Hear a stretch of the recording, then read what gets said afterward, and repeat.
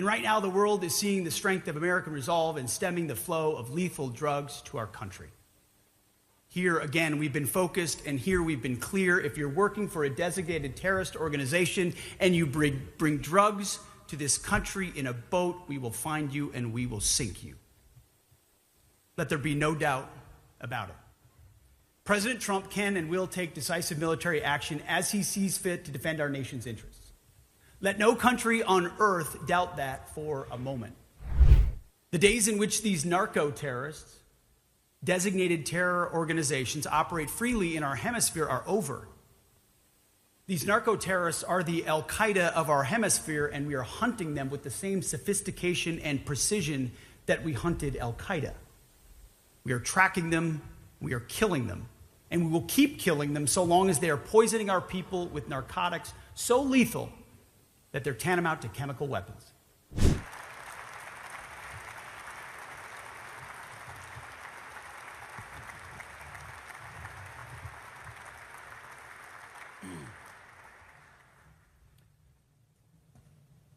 Well, thank you, and good afternoon. You know, folks in Washington like to invoke President Reagan's name often when they criticize President Trump. They say, or at least insinuate, that Donald Trump is nothing like Ronald Reagan. They say the current president's approach is nothing like the vision championed by Ronald Reagan at the height of the Cold War, as we grappled with the Soviets and ultimately prevailed. But those folks are wrong. They're dead wrong. Most who invoke Ronald Reagan's name today, especially self-styled Republican hawks, are not much like Ronald Reagan. The policies they've championed are nothing like his. In fact, for the better part of 30 years, they've been quite the opposite. If you look at actual policies, Donald Trump is the true and rightful heir of Ronald Reagan. It's President Trump who has inherited and restored President Reagan's powerful but focused and realistic approach to national defense. It's therefore only fitting that we gather at the Reagan Presidential Library today to talk about President Trump's America First, Peace Through Strength, Common Sense agenda and what it means at the Department of War. One need only look at the results to understand why President Trump is that rightful heir. So let's look at what Reagan and his administration actually did. Reagan rebuilt the military after Vietnam, and that is rightfully considered one of his greatest achievements. President Trump has done and is doing the same, making historic investments in defense.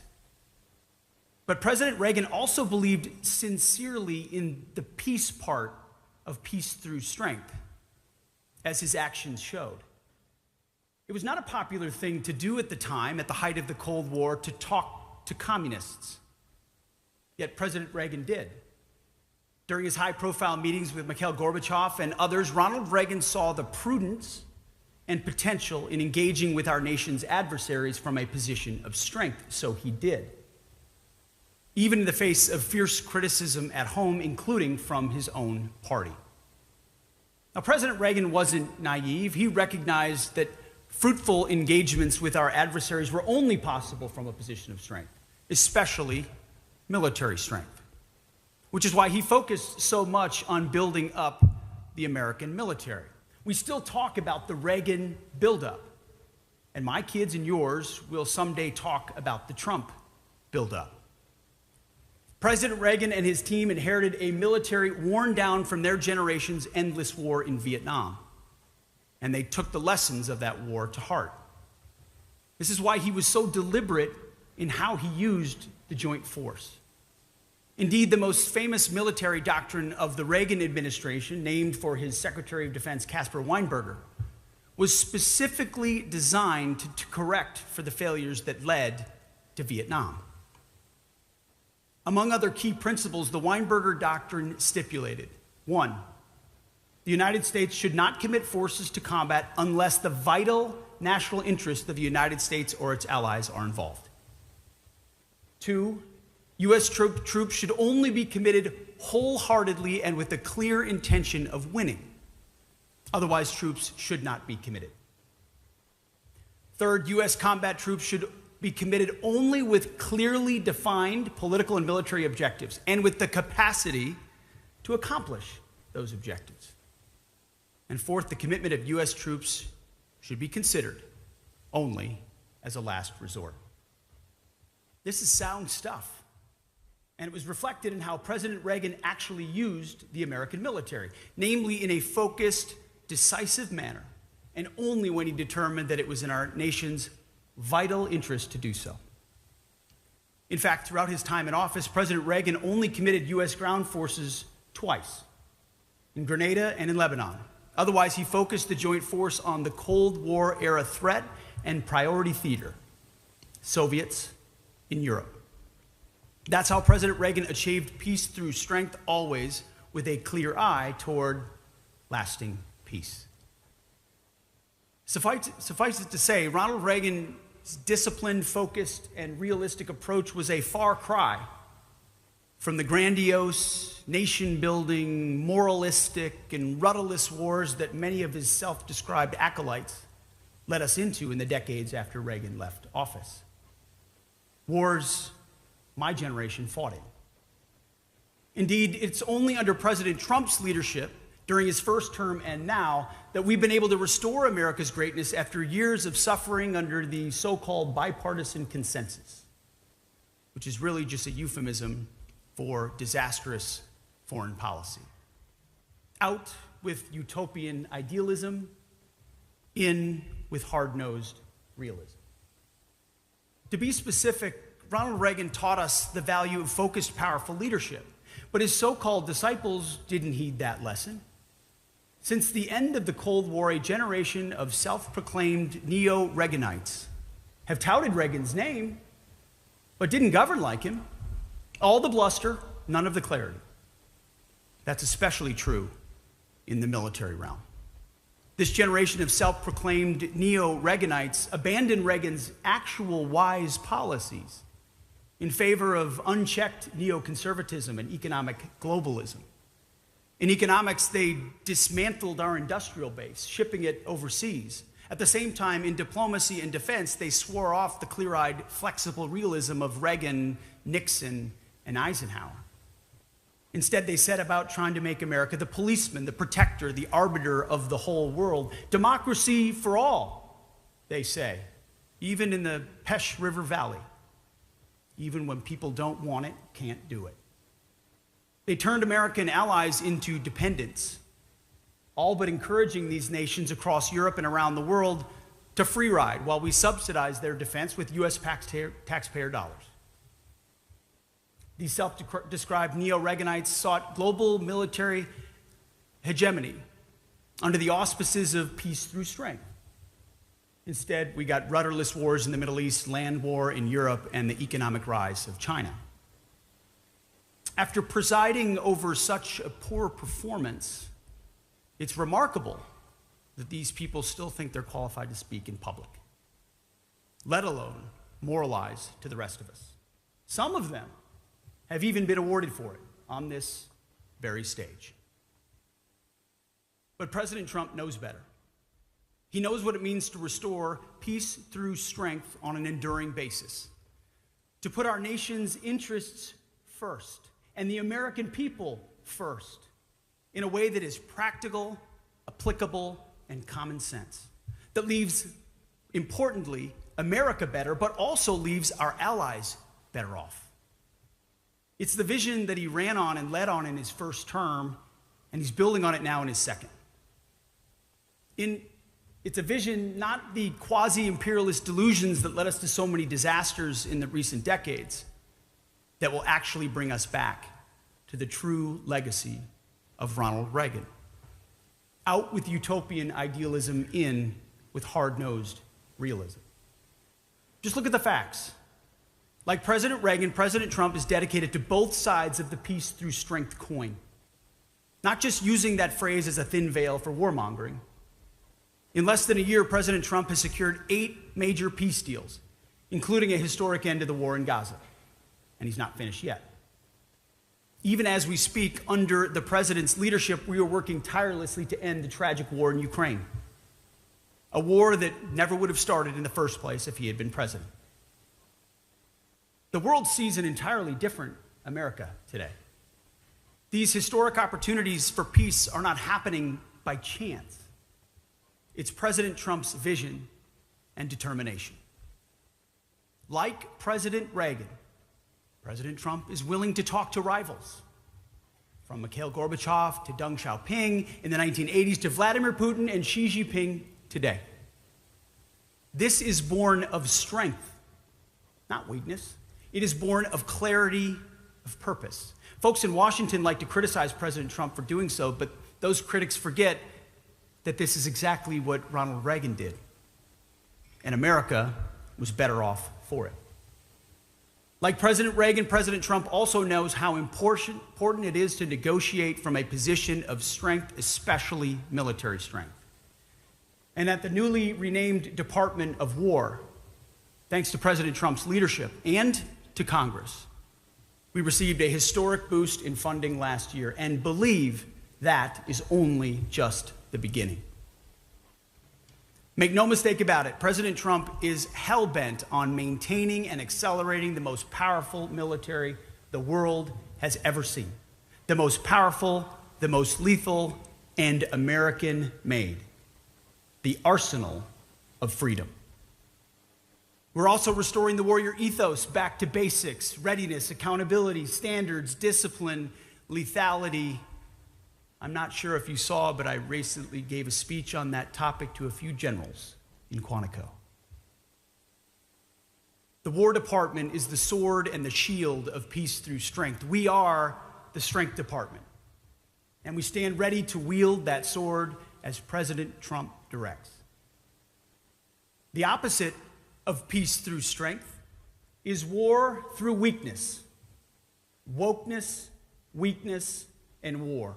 All specialties of Joe Biden and Lloyd Austin. The debacle in Afghanistan, a stain on our country and a sin committed against the troops. The weakness that unleashed Islamist war against Israel on October 7th. And that same weakness invited war in Ukraine. And Vladimir Putin saw the open door and he took it. Spy balloons flying over our country and SecDefs going AWOL for a week. Wokeness, weakness, war. You know, I was recently tempted when the discussion went out about hitting drug boats to use the phrase righteous strike. But then my team counseled me against it and said, "Sir, that's the phrase that was used by Mark Milley when a family of Afghans was struck as a response to what happened at Abbey Gate. They called it for 2 straight days a righteous strike, when they would have known within hours exactly what they struck.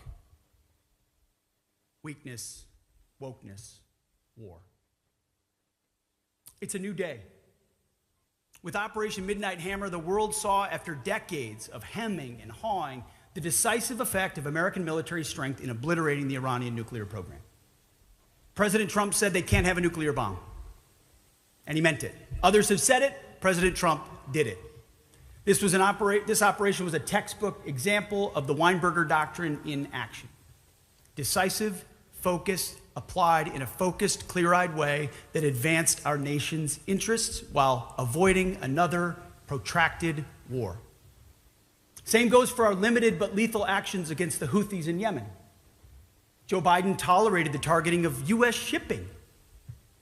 President Trump restored freedom of navigation. Another foundational and core national interest. Somewhere, Thomas Jefferson is smiling. And right now, the world is seeing the strength of American resolve in stemming the flow of lethal drugs to our country.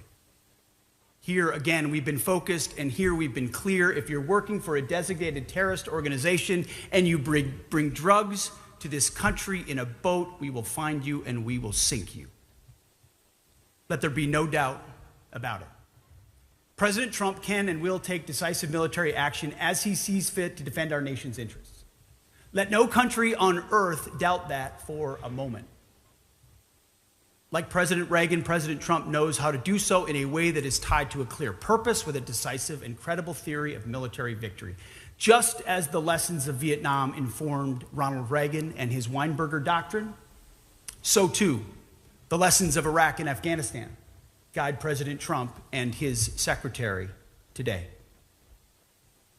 For years, a bipartisan consensus of neoconservatives and liberal internationalists led us from one disaster to another.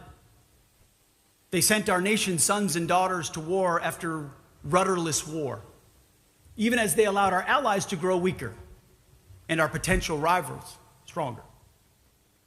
From the very beginning, nearly a decade ago, President Trump called this out for what it is: stupid. An America last foreign policy. And they fought him for it. They tried to jail him for it, and they failed. Well, their time is over. Their America Last bipartisan consensus is done. It is finished. Under President Trump's leadership, after decades of disastrous decisions by this nation's self-appointed so-called foreign policy elite, we're once again putting American interests first. We're prioritizing our nation's security, freedom, and prosperity. Our citizens. As laid out by President Trump, we're doing it in a way that leaves not only our nation better off, but also the world. Out with utopian idealism, in with hard-nosed realism. The president's approach is one of that flexible but practical realism, common sense, if you will, that looks at the world with a clear-eyed perspective, essential for serving America's real interests.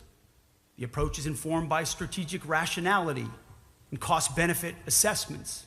We will define our vital interests in ways that are reasonable and that make sense to ordinary Americans. This is the approach and mindset that shapes the department's focus.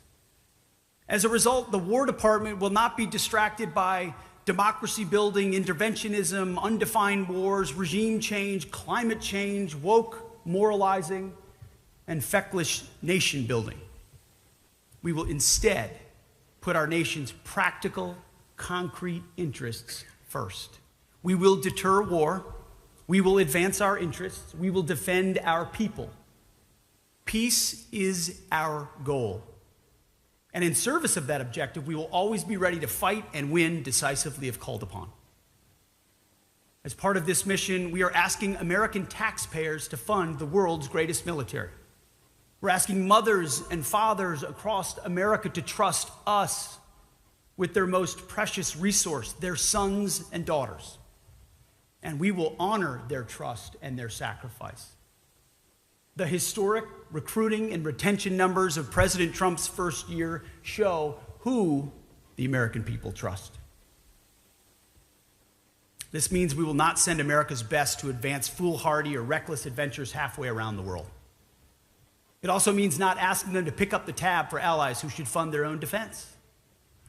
Instead, and above all, it means that we only ask our warriors to fight for things that make America and Americans safe, free, and prosperous. Life, liberty, and the pursuit of happiness. Nothing more and nothing less. Again, this is common sense, and that's what President Trump's War Department is all about. This common sense approach means prioritizing 4 key lines of effort at the Department of War. First, defending the U.S. homeland and our hemisphere. Second, deterring China through strength, not confrontation. Third, increased burden sharing for U.S. allies and partners. And fourth, supercharging the U.S. defense industrial base. As we apply President Trump's approach to flexible realism, the first 2 lines of effort are the primary operational focus of the Joint Force, for the simple reason that these missions matter the most for safety, freedom, and prosperity of Americans. At the same time, however, other threats persist around the world, including in Europe and the Middle East. We cannot ignore them, nor should we. That's why our approach also prioritizes burden sharing and burden shifting. Indeed, for the first time since Reagan's era, allied and partner burden sharing is no longer an afterthought or a nice to have. today is a core element of our national defense. And finally, the fourth line of effort, maybe the most important, supercharging America's defense industrial base, underwrites everything else. Last month, I gave another speech in Washington, this time to defense industry leaders, to announce a department-wide, not reform, a transformation of requirements, acquisitions, and foreign military sales. Our objective is simple if monumental. Transform the entire acquisition system to rapidly accelerate the fielding of capabilities and focus on results. The bottom line is a historic, generational, and transformational changes that we will implement and will move us from the current prime contractor-dominated system, defined by limited competition, vendor lock, cost-plus contracts, stressed budgets, and frustrating protests, to a future powered by dynamic vendor space that accelerates production by combining investment at a commercial pace with the uniquely American ability to scale and scale quickly, all at the speed of urgency. That speech stands on its own. So I'll spend the balance of my time here talking about the other three lines of effort, the first of which are defending the U.S. homeland and hemisphere. The Biden administration was more concerned about Ukraine's borders than our own. They tried to make it controversial to say that border security is national security. But that is, of course, absurd. Border security is national security, and we are prioritizing it accordingly. Since January 20th, at the direction of President Trump, the Department of War has made it a top priority to defend our nation's borders, to get 100% operational control of that border. We did so by surging forces, where our troops partner with DHS and CBP to seal the border.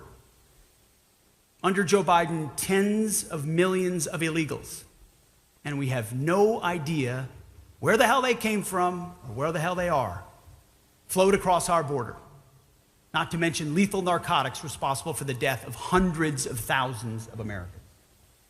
Today, the number of illegals crossing into our country is 0. We are saving lives and communities, and we are keeping it that way. We're also proud to support our law enforcement partners as they conduct mass deportations of dangerous illegals who have no business being in our country. We'll secure the border in part by organizing, training, and equipping units specifically for border defense missions, including operations in the land, maritime, and air domains, alongside our interagency partners. We're also leaning on our Mexican counterparts to do more. They have made progress and will need to see more, and quickly. And so far in this administration, nobody has built more new border wall than the Department of War. But our borders shouldn't be the first line of defense for the American homeland. They should be the last line of defense. And that's why we're prioritizing our fight against cartels throughout the Western Hemisphere. You can just look at the news. Not all of the news. The days in which these narco-terrorists, designated terror organizations, operate freely in our hemisphere are over. These narco-terrorists are the Al-Qaeda of our hemisphere, and we are hunting them with the same sophistication and precision that we hunted Al-Qaeda. We are tracking them, we are killing them, and we will keep killing them so long as they are poisoning our people with narcotics so lethal that they're tantamount to chemical weapons. And we're not doing this on our own. Throughout our hemisphere, our allies and partners recognize that these narco-terrorists threaten them as well. So we're working together, sometimes overtly, sometimes not, and we'll keep doing so for the sake of a safer, secure, and more stable hemisphere for all of us. But make no mistake, where a country cannot or will not do its part, then we at the Department of War will always be ready to take decisive action. In this hemisphere, in our hemisphere, there is no safe haven for narco-terrorists.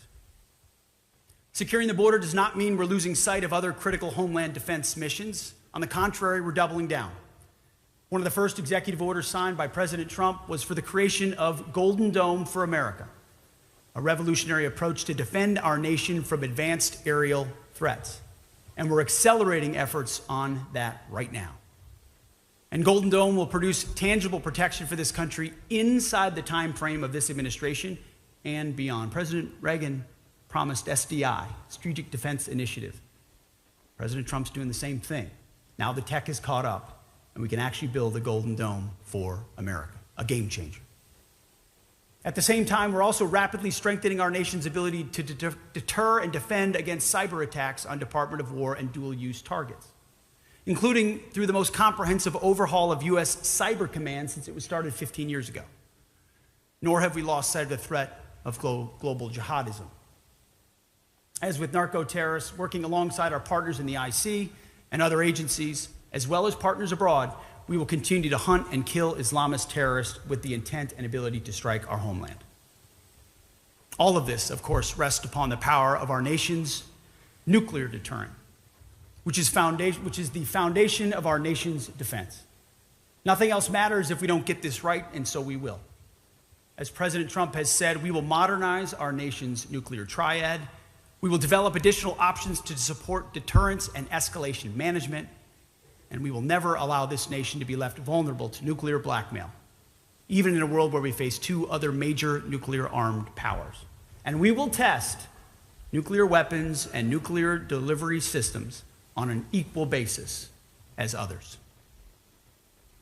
Finally, the department's activities throughout the Western Hemisphere aren't just about killing narco-terrorists, they're also about deterring and defending our nation's instance against other threats in the hemisphere. To that end, the department will always provide the president with credible options when needed.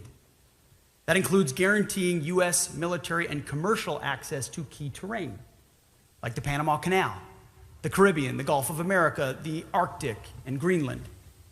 In all instances, we stand ready to work in good faith with our neighbors, but they must do their part to defend shared interests. Where they do not, the War Department stands ready to take focused and decisive action that advances U.S. interests. This is the Trump corollary to the Monroe Doctrine, recently codified so clearly in the National Security Strategy. After years of neglect, the United States will restore U.S. military dominance in the Western Hemisphere. We will use it to protect our homeland and access to key terrain throughout the region. We will also deny adversaries' ability to position forces or other threatening capabilities in our hemisphere. Past administrations perpetuated the belief that the Monroe Doctrine had expired. They were wrong. The Monroe Doctrine is in effect, and it is stronger than ever under the Trump corollary, a common sense restoration of our power and prerogatives in this hemisphere, consistent with U.S. interests. The second line of effort for the War Department is deterrence against China, through strength, not through confrontation. Under President Trump's leadership, relations between the United States and China are better and stronger than they've been in many years. President Trump and this administration seek a stable peace, fair trade, and respectful relations with China. In November, President Trump and President Xi reached a major breakthrough in trade, putting both nations on a strong economic pathway. Reciprocal state visits in 2026 provide the opportunity for even more progress. The War Department is committed to the same approach, opening a wider range of military-to-military communications with the People's Liberation Army, aimed at deconfliction and de-escalation. We laid the groundwork for this with our counterparts months ago at ASEAN in Malaysia, and will continue that work. This line of effort is based on flexible realism, not naivete, an approach aimed not at domination, but rather at a balance of power. A balance of power that will enable all of us, all countries, to enjoy a decent peace in an Indo-Pacific where trade flows openly and fairly, where we can all prosper and all interests are respected. That's the world that we seek in the Indo-Pacific, and that is what our approach is designed to produce. We will be strong, but not unnecessarily confrontational. To quote another great Republican president, we will speak softly and carry a big stick. As I said at Shangri-La earlier this year, we're not trying to strangle China's growth. We're not trying to dominate or humiliate them, nor are we trying to change the status quo over Taiwan. Our interests in the Indo-Pacific are significant, but also scoped and reasonable. This includes the ability for us, along with allies, to be postured strongly enough in the Indo-Pacific to balance China's growing power. This means ensuring none of our allies are vulnerable to sustained, successful military aggression. This is what we mean by deterrence in the Indo-Pacific. Not dominating China, but rather ensuring they do not have the ability to dominate us or our allies. It's common sense. In this vein, our role at the Department of War is essential. It's our job to make sure Beijing sees unquestionable U.S. military strength that, if necessary, can back up our national interests. Even as we make clear our peaceful intentions, we insist that, as a Pacific nation ourselves, China respect our long-standing interests in the Indo-Pacific. And not just insist, but maintain the manifest strength to underwrite it. This involves respecting the historic military buildup they are undertaking. Our department maintains a clear-eyed appreciation of how rapid, formidable, and holistic the military buildup has been. We take these capabilities seriously. It would be silly and frankly disrespectful not to. This approach requires focus, prioritization, and clarity of purpose. That's why we will ensure our military can, if God forbid necessary, project sustained capabilities along the First Island chain and throughout the Indo-Pacific. That means being so strong that aggression is not even considered, and that peace is preferred and preserved. This is deterrence by denial. It is our job to ensure that President Trump is always able to negotiate from a position of strength in order to sustain peace in the Indo-Pacific. This is not a pivot for tomorrow. It is a reality for today. And finally, our third line of effort is increasing burden sharing with U.S. allies around the world. Here again, many self-ascribed neo-Reaganites seem to have lost the plot. According to them, only the United States has the ability to provide for defense and deterrence in Europe, the Middle East, and the Indo-Pacific. According to them, if the United States doesn't do it, nobody will. In fact, according to some, America is actually better off subsidizing these allies' defenses, even if they're perfectly capable of doing more for themselves and our collective defense. That is, of course, patently ridiculous, not to mention insulting to our allies. It's actually vitally important for America's allies and partners to step up and do their part for our collective defense. This isn't just a matter of doing right by Americans who are rightfully frustrated by years of allied free-riding. This is pragmatic. As we rightly prioritize our homeland, hemisphere, and the Indo-Pacific, threats persist in other regions, and our allies need to step up. And step up for real. Our allies in Europe face Russia. Iran has been set back by the president and Israel's actions, but remains a threat in the Middle East. And, of course, North Korea looms on the Korean Peninsula. We must also prepare for the possibility of simultaneous threats in different regions. That doesn't mean we think such simultaneous action is likely or even necessarily inevitable, but it's something the Department of War must be prepared for. And the best way to prepare for this is not by pretending we can do everything or be everywhere, effectively handing a permission slip for our allies' laggardly defense efforts.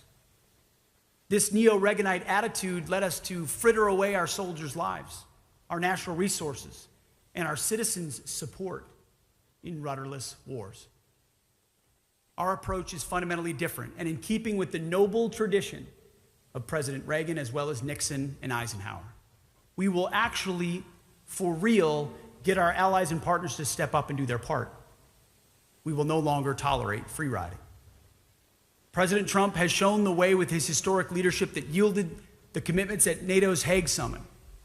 There, NATO committed to spend 5% of GDP on defense, 3.5% on core military, and 1.5% on security-related investments, and pledged to take primary responsibility for Europe's conventional defense.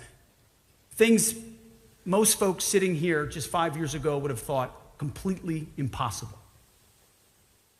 We're now using this template to press our allies around the world to meet this new global standard the president has set. And it's working. First, there was Europe and Canada.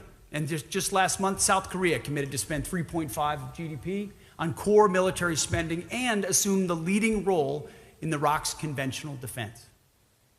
We are optimistic that other Indo-Pacific allies will follow suit.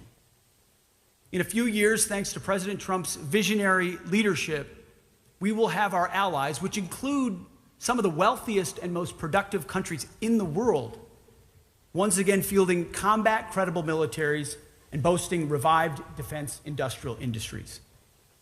This will form a powerful, shared defensive shield with well-armed allies around the world ready to defend themselves, their interests, and our collective interests.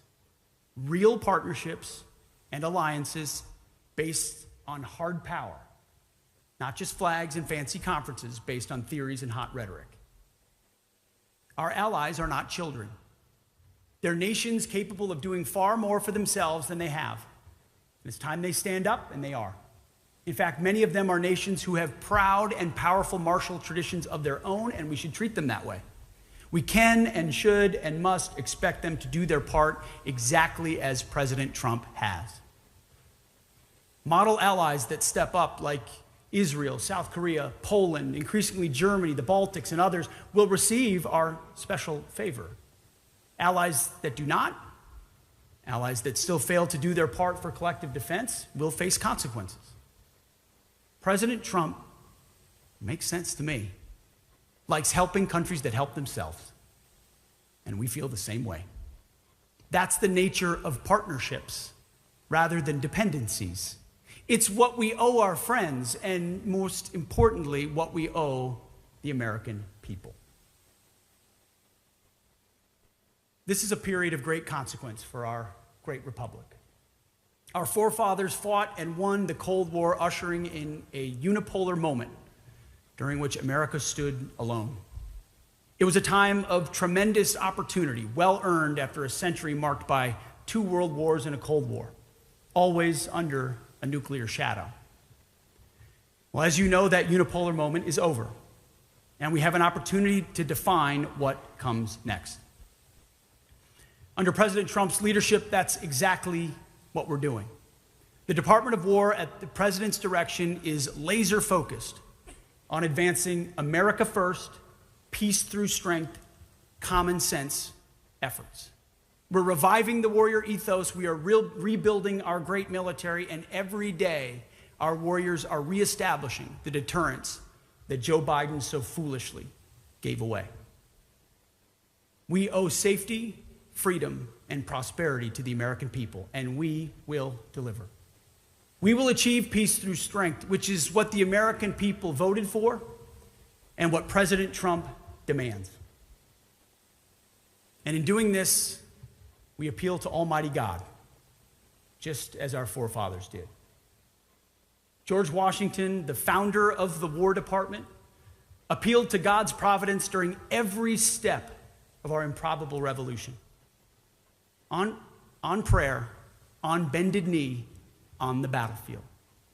Ronald Reagan did the same, appealing to heaven as the world hung in the balance.